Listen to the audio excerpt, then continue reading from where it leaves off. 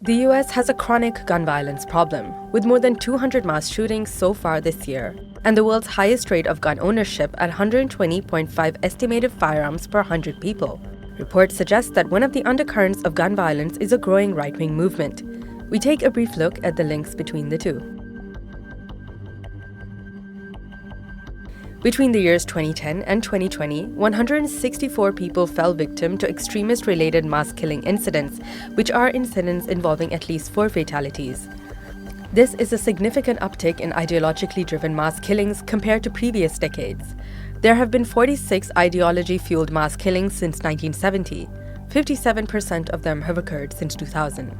Over the past decade, all such killings were up threefold in comparison to other 10-year periods since the 1970s. That's according to the Anti-Defamation League, which notes that in 2022, all extremist killings were perpetrated by far-right groups or individuals. Many of those crimes were linked to white supremacy.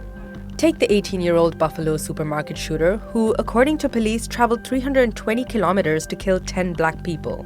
Or the white supremacist prisoner with alleged links to the Wisconsin Aryan Brotherhood who fatally stabbed a black inmate and attempted to kill another. The ADL report warns that with the decline of Daesh, the main threat to the US in the future will likely be white supremacist shooters, and indeed, the trend appears to be continuing this year. The suspect in the recent Texas Mall massacre was wearing a patch on his chest during the shooting marked RWDS, an acronym for the phrase Right-Wing Death Squad, which is popular among right-wing extremists and white supremacy groups like the Proud Boys.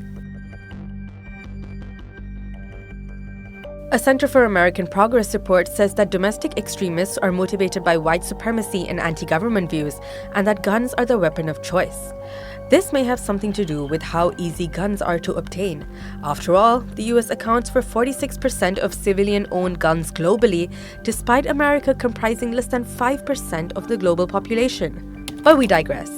The frequency of mass shootings motivated by extremism points to the larger problem of an expanding domestic terrorism current in the US.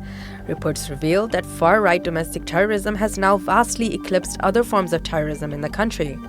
Mass shooters like Dylan Roof, Patrick Crusius, and Mauricio Garcia, the suspect in the recent Allen Mall shooting in Texas, all espoused white supremacist ideology.